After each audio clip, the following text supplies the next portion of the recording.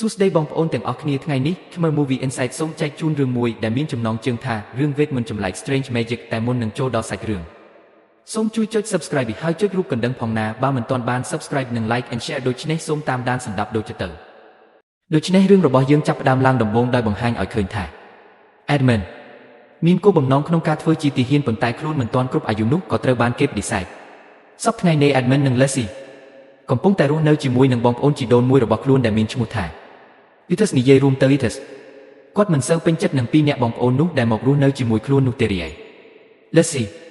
វិញកំពុងតែអានសម្បត្តិដែលផ្ញើមកដោយ Susan ដែលនាងបានរាយរាប់ជីវិតរបស់នាងដែលរស់នៅសហរដ្ឋអាមេរិកភ្លាមនោ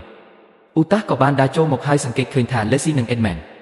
កំពុងតែមើលរូបផ្ទាំងគំនូរដ៏អស្ចារ្យមួយដែលវាមានលក្ខណៈដូចជាវេទមន្តអញ្ចឹងឧតាសនិយាយរឿងតាក់ទងនឹងថាមនុស្សណាដែលអានសៀវភៅតាក់ទងនឹង Fairy Tale ច្រើនភាគច្រើនគឺជាមនុស្សឈួតនិយាយទៅគឺគាត់និយាយមើលងាយគេគ្រប់គ្នាតែម្ដងដែលបណ្ដាលធ្វើឲ្យ Edmund នឹងមានការខឹងជាខ្លាំងហើយពួកគេទាំងពីរនឹងបានឆ្លោះគ្នារាយ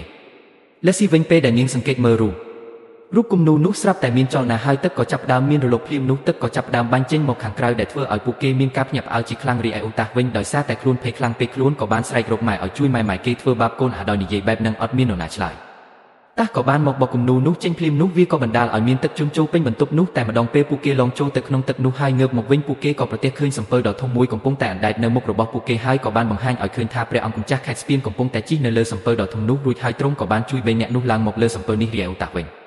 ញមានអារម្មណ៍ថាភ្ញាក់ផ្អើលជាខ្លាំងដែលប្រទះឃើញសត្វកណ្ដុរចេះនិយាយហើយគាត់នឹងក៏បានដើរនិយាយអាឡេអាឡូពេញទីនោះទាំងអស់ស្រែកប្រាប់គេគ្រប់គ្នាថាឆាប់នាំខ្ញុំទៅផ្ទះរបស់ខ្ញុំវិញមិនក៏ខ្ញុំនៅទីនេះអញ្ចឹងកន្លែងនេះជាកន្លែងណាមិនមនុស្សមានដាវហើយស្លៀកពាក់ចម្លែកបែបនេះខ្ញុំមិនចង់នៅទីនេះទេបន្ទាប់មកស្រាប់តែមានបរិសង្ហាដែលជាគោព្រៃមួយនឹងបានមកនិយាយប្រាប់ឧតាសថាឯងកំពុងតែនៅលើសំពៅដែលមានឈ្មោះថា Don Trader សំពៅដែលល្អបំផុតនៅលើទឹកដីណានានេះគ្រាន់តែនិយាយចប់ភ្លាមឧតាសស្រាប់តែភ្ញាក់ផ្អើលជាខ្លាំងបន្ទាប់មកមិនដឹងម៉េចមកទេសនប់សិនហើយបន្ទាប់មកឧតាគាត់សន្លប់ទៅឥឡូវនេះយើងមកដឹងថាមូលហេតុអ្វីបានជាព្រះអង្គម្ចាស់ខាស្ពីននឹងបានធ្វើដំណើរនៅលើសំពៅដ៏ធំអស្ចារ្យនេះគឺគាត់កំពុងតែតាមរកព្រះអង្គម្ចាស់7អង្គទៀតដែលជាជនស្ម័គ្រស្មោះបំផុតជាមួយព្រះបិតារបស់ព្រះអង្គខាស្ពីនហើយពួកគាត់ទាំងអស់នោះត្រូវបានដេញសម្លាប់ហើយមីរ៉ាបាទអ្នកទាំងអស់គ្នាប្រហែលជាស្គាល់មីរ៉ាហើយគឺជាពូរបស់ព្រះអង្គខាស្ពីនដែលចង់ដណ្ដើមរាជរបស់ព្រះអង្គម្ចាស់ខាស្ពីននោះឯងដោយមានការដេញសម្លាប់បែបនេះហើយទើបព្រះអង្គម្ចាស់ទាំង7អង្គនោះបាននាំគ្នារត់មកកាន់លួនIswanតែពួកគាត់ទាំងអស់គ្នាក៏ត្រូវបានបាត់ដំណឹងឲ្យសូនឲ្យឈឹងដូច្នេះទូនីតិរបស់ព្រះអង្គខាស្ពីនគឺតាមរកពួកគាត់ទាំងអស់គ្នាអញ្ចឹង Lone Island នឹងគឺជាទីតាំងមួយដែលមនុស្សភាគច្រើននឹងបានយកមនុស្សគ្នាឯងនឹងលក់ធ្វើជាទីសកលឥឡូវនេះគេទាំងអស់គ្នាក៏បានធ្វើដំណើរមកដល់ Lone Island នេះហើយប៉ុន្តែកោះនេះដូចជាកោះបិសាចអញ្ចឹងគ្មានមនុស្សម្នាក់នោះទេបន្ទាប់មកគ្នារបស់ពួកគេប៉ុន្មានអ្នកបាននាំគ្នាជិះទុកមកដើម្បីចូលមកកាន់កោះនេះពីព្រោះសំពៅរបស់ពួកគេមិនអាចចតបាននោះទេពេលដែលពួកគេដើរចូលមកដល់ក្នុងភូមិមនុស្សភាគច្រើនមានសភាពដូចជាខ្លាចណាស់រីឯឧតាសរបស់យើងវិញគាត់នឹងធ្វើមានលក្ខណៈមេងម៉ងមិនម៉ារ៉េអញឲ្យបាយញាប់នៅទីនឹងហើយមើលទៅមកដល់កន្លែងមួយព្រះអង្គខាស្ពីន Leslie និង Edmund នឹងបាននាំគ្នាចូលទៅក្នុងអគារនោះហើយពួកគេបានពឹងឲ្យឧតាសធ្វើការយាមកាមនៅខាងមុខទ្វារនោះយាយដល់ឧតាសយើងវិញបាននៅតិចតួចមិនដឹងមិនមកទេអ្នកទាំងអស់គ្នាឲ្យបន្ទាប់ពីពួកគេទាំង3នាក់បានដើរចូលមកក្នុងអគារនោះស្រាប់តែមានក្រុមចៅមួយហ្វូងបានធ្វើការវាយប្រហារមកលើពួកគេបន្ទាប់មកពួកគេទាំងអស់គ្នានោះក៏ត្រូវបានគេចាប់ឃុំឃាំងនៅក្នុងគុកដងងឹតមួយ Lucy វិញត្រូវបានគេចាប់ខ្លួនយកទៅថ្លៃគ្នាដើម្បីលក់ធ្វើជាទាសករនៅក្នុងគុកនោះពួកគេក៏បានជួបនឹងបុរសចំណាស់ម្នាក់ដែលបើកបង្ហាញឲ្យឃើញថាគាត់គឺជាព្រះអង្គម្ចាស់ម្នាក់ក្នុងចំណោមព្រះអង្គម្ចាស់7នាក់ទៀតដែលបានបាត់ខ្លួន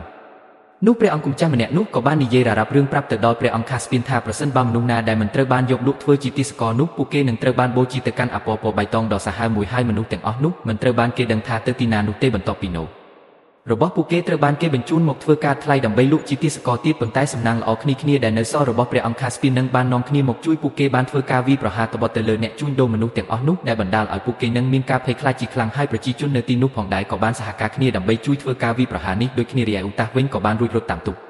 ប៉ុន្តែស្រាប់តែមានបុរសដែលជួញដូរមនុស្សម្នាក់នឹងបានចង់ចាក់សម្លាប់ឧតាំងគាត់អត់ដឹងចែវទូកមិនទេគាត់អន្តិចអន្ទួនៅលើទូកម្នាក់ឯងនឹងស្រាប់តែក្រវាសច្រវាអុំទូកនឹងបណ្ដាលឲ្យបុរសម្នាក់នឹងត្រូវក្បាលធ្លាក់ទឹកបាត់ទ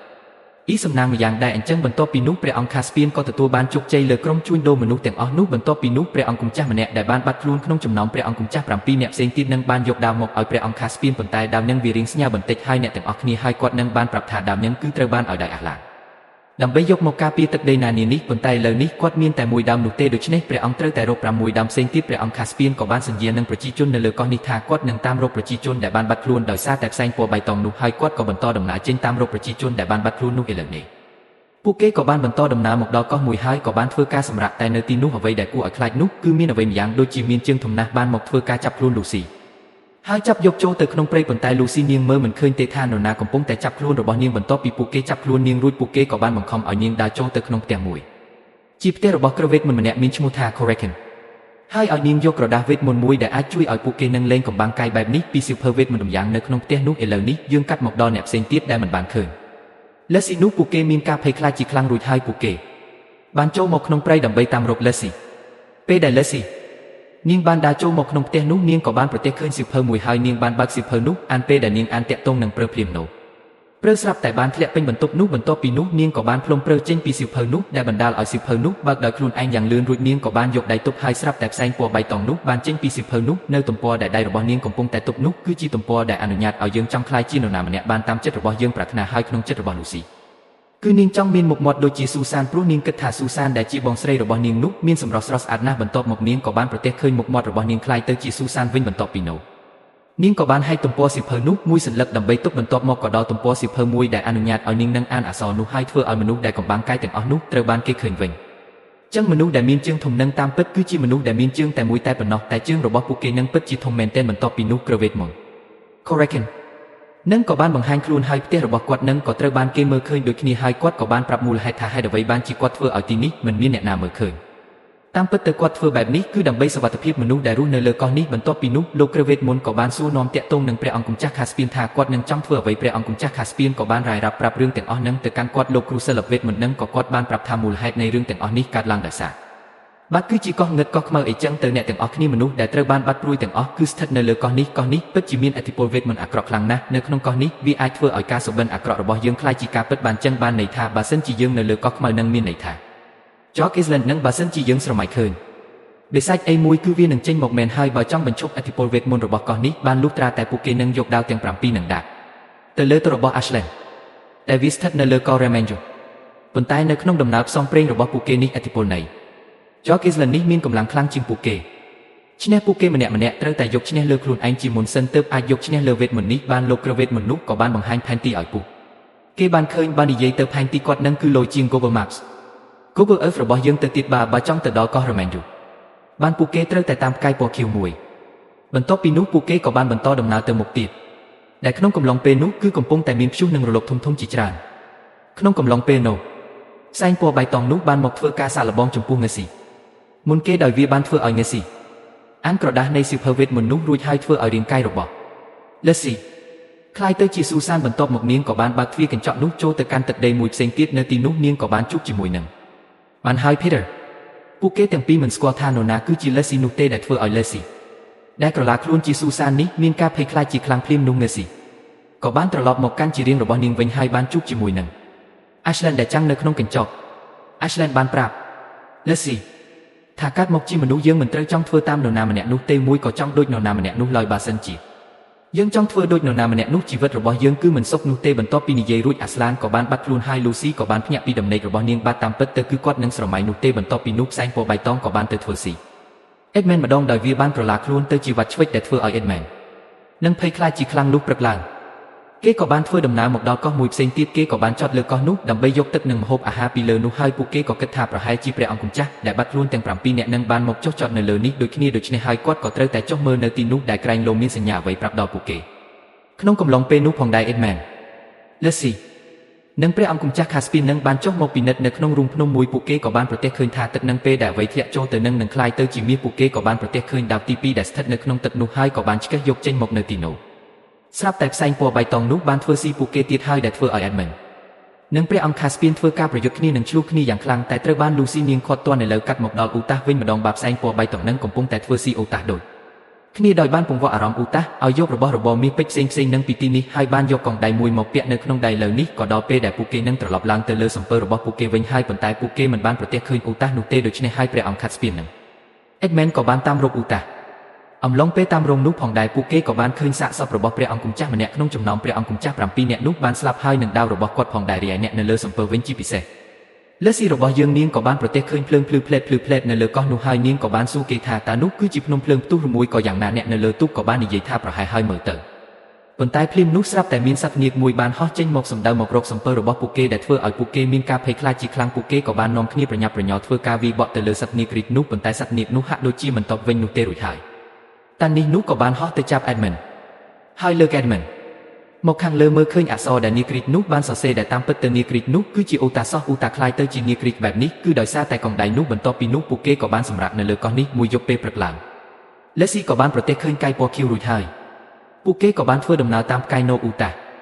ដែលជាសត្វនាគក៏បានជួយតង់សំពងរបស់ពួកគេដូចគ្នាឥឡូវនេះពួកគេបានមកដល់កោះរីមឌូហើយគ្រប់គ្នាទាំងអស់ក៏បានដើរឡើងមកលើកោះនេះដែលមានសភាពចាស់ទ្រុឌទ្រោមគួរឲ្យខ្លាចមែនទែនពេលមកដល់កន្លែងមួយនោះពួកគេក៏បានប្រទះឃើញទៅមួយពោពេញដោយចំណីអាហារហើយក៏បានប្រទះឃើញព្រះអង្គម្ចាស់3អង្គទៀតដែលកំពុងតែដេកលង់លក់ដូចជាមនុស្សស្លាប់អញ្ចឹងពួកគេក៏បានប្រទះឃើញដាវ3ដើមរបស់ព្រះអង្គម្ចាស់ទាំង3អង្គនោះហើយគូបផ្សំជាមួយនឹងដាវរបស់ពួកគេ3ដើមទៀតដូច្នេះនៅខ្វះមួយដើមបន្ទាប់មកស្រាប់តែផ្កាយពណ៌ខៀវនោះបានធ្លាក់ចុះមកខាងក្រោមដីហើយប្រែក្រឡាទៅជាស្រីដ៏ស្អាតម្នាក់ដែលនាងគឺជាលីឡាណេលដែលជាបុត្រីរបស់រីម៉ាឌូហើយនាងក៏បានរាយរាប់មូលហេតុដែលព្រះអង្គម្ចាស់ទាំង3អង្គនេះបានដេកដូចជាស្លាប់បែបនេះគឺដោយសារតែពួកគេនឹងប្រើអំពើហិង្សាទៅលើគ្នាទៅវិញទៅមកប៉ុន្តែពួកគេអាចមានជីវិតរស់នៅធម្មតាវិញបានបើកាលណាដាវទាំងអស់នេះត្រូវបានដាក់លើទៅនេះបន្ទាប់ពីនោះព្រះនាងម្ចាស់ក៏បានប្រាប់ពួកគេនៅដើមមួយដើមទៀតថានៅទីណាតាមពិតទៅដើមមួយដើមទៀតគឺស្ថិតនៅលើកោះ Gokislandបើសិនជាពួកគេចង់ទៅទីនោះពួកគេត្រូវតែមានភាពក្លាហាននៅក្នុងខ្លួនបន្ទាប់ពីនិយាយរួចព្រះនាងម្ចាស់ក៏បានហោះទៅលើមេឃរបស់គាត់វិញហើយប្រែក្លាយទៅជាផ្កាយបន្ទាប់មកពួកគេក៏មិនបង្អង់យូរដូចគ្នាគេក៏បានទៅទីនោះភ្លាមតែម្ដងនៅទីនោះទឹកដីមានសភាពគួរឲ្យខ្លាចបំផុតពីព្រោះតែមានផ្សែងមានអពន្លឺថ្ងៃមិនអាចចាំងចូលបាននោះទេប៉ុន្តែពួកគេអាចជំនះរឿងនេះបានកាលណាពួកគេចេះសហការគ្នាពេលដែលពួកគេធ្វើដំណើរចូលបានជ្រៅបន្តិចពួកគេក៏ប្រទះឃើញព្រះអង្គម្ចាស់មួយអង្គទៀតដែលជាអ្នកចុងក្រោយតែគាត់មានសភាពដូចជាទ្រុឌទ្រោមខ្លាំងណាស់ដោយសារតែគាត់បានបាត់បង់ស្មារតីពួកគេក៏បានជួយគាត់ឡើងមកលើសំពើរបស់ពួកគេហើយគាត់ក៏បានប្រាប់ពួកគេថាកុំស្រមៃរឿងអាក្រក់អ្វីឲ្យសោះបើមិនអញ្ចឹងទេការសុបិននោះនឹងคล้ายទៅជាការពិតភ្លាមនោះ Edmund ក៏បានភ្ញាក់ខ្លួនឲ្យព្រឺតព្រោះខ្លួនច្រឡំគិតការស្រមើស្រមៃនោះដោយ Edmund ស្រមៃឃើញនាគទឹកបាននាគទឹកនឹងពិតជាមានទំហំធំណាស់អ្នកទាំងអស់គ្នាបើតាមពិតទៅបើយល់សັບឃើញទន្សាយឃើញជ្រូកឃើញឆ្មាឃើញអីតូចទៅបែបវាមិនអីទេតែគាត់នឹងស្រមៃឃើញអ្វីដែលធំចឹងតែម្ដងគ្រាន់តែគិតភ្លាមសត្វនោះក៏បានមានជីវិតផ្លែតហើយវាក៏បានបាត់ធ្វើការវាប្រហារមកលើ Edmund និងអ្នកផ្សេងទៀតនៅលើសំពើនោះភ្លាមនោះ Ripachi និង Eustace បានសហការគ្នាធ្វើការវាប្រហារមកលើនាគទឹកនោះ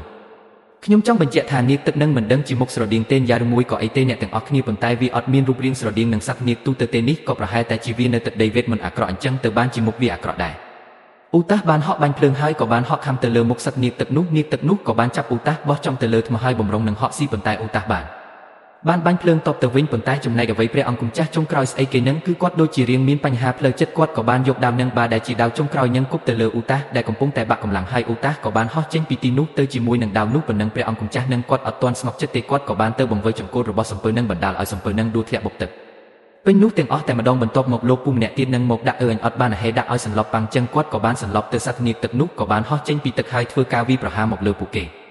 យ៉ាងដំណំដោយវាបានរឹតរួមសំពើនោះយ៉ាងទម្ងន់ដែលធ្វើឲ្យអ្នកនៅលើនោះមានការភ័យខ្លាចជាខ្លាំងពួកគេក៏បានបញ្ឆោតសត្វនាគនោះឲ្យនៅខាងមុខសំពើរួចហើយសំពើនោះក៏បានជិះបុកសត្វនឹងចំណឹងថ្មបណ្ដាលឲ្យវាស្លាប់កាត់មកដល់អូតាសវិញអូតាសបានហោះទាំងរបួសមកចុចនៅលើវាលខ្សាច់កណ្ដាលសមុទ្រមួយហើយក៏បានប្រទះឃើញអាហ្វ្លៀនក៏បានស្រែកមួយទំហឹងដែលបណ្ដាលឲ្យអូតាសប្រែក្រឡាមកជាមនុស្សធម្មតាវិញឥឡូវនេះយើងកាត់មកដល់នាគចិត្តអាក្រក់នេះវិញនិយាយទៅបុកប៉ុណ្ណឹងហើយគឺមិនស្លាប់នោះទេបែរជាបើកពេលយ៉ាងធំទៅវិញអ្នកនៅលើសំពើទាំងអស់បាននាំគ្នាបោះអាវុធដើម្បីទាញសត្វនោះឲ្យមកជិតសំពើហើយអនុញ្ញាតឲ្យ Edmund ធ្វើការចាក់សម្លាប់បំរុងនឹងចាក់សម្លាប់ទៅហើយស្រាប់តែផ្សែងនឹងប្រែក្រឡាមកជាវាយឆ្វេងធ្វើការពង្វក់ស្មារតីរបស់ Edmund កាត់មកដល់អូតាសវិញអូតាសបន្ទាប់ពីបានប្រែក្រឡាមកជាមនុស្សអាហ្លានបានបញ្ជូនអូតាសមកកាន់ភ្នំរ៉ាម៉ាឌូ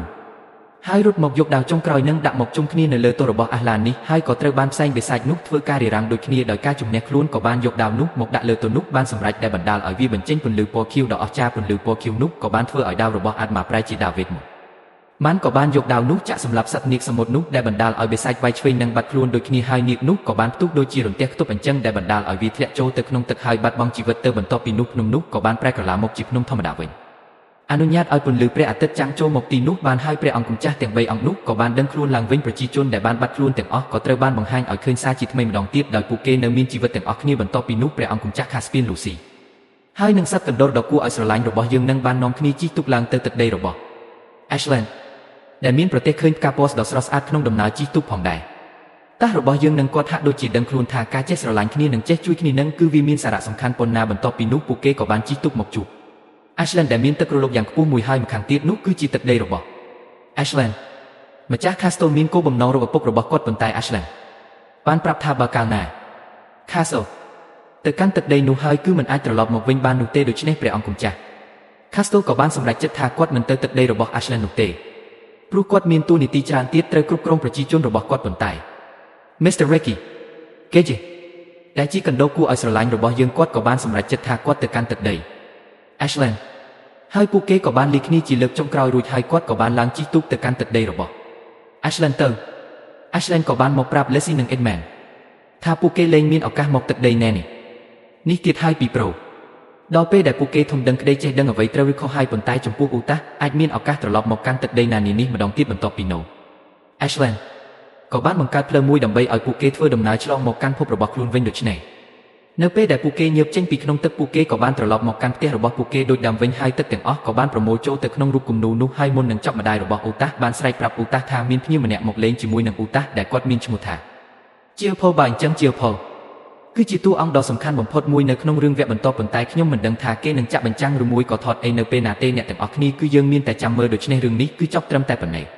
យើងខ្ញុំសូមថ្លែងអំណរគុណដល់អ្នកទាំងអស់គ្នាដែលបានតាមដានរឿងនេះតាំងពីដើមរហូតដល់ចប់បើលោកអ្នកមិនទាន់បាន Subscribe សូមចុច Subscribe ដើម្បីទទួលបានរឿងថ្មីៗជាច្រើនទៀតសូមជូនពរអ្នកទាំងអស់គ្នាទទួលបាននូវសំណាងល្អសុខភាពល្អគ្រប់ពេលវេលាអរគុណ